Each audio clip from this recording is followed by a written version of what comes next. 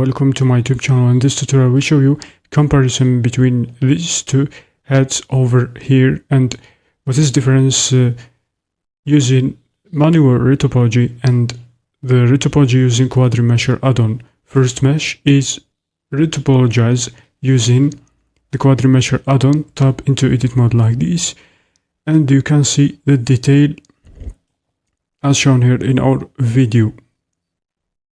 It's pretty good, but the edge flow is not bad. We have lost some details.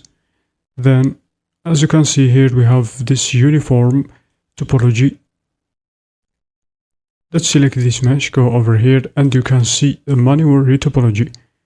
Manual retopology, it's pretty amazing.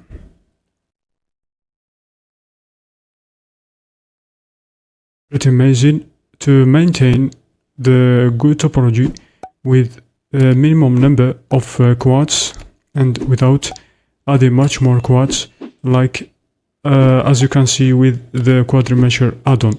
And you have this uniform topology using the manual retopology, because the Quadremesher add-on can cause some issues. You should adjust later by hand because of some differences, and you have a lot of quads over there because it's low poly and with high poly meshes, and you have this mesh over here with high density of quads, and you don't need to add much more quads for your topology. Just you should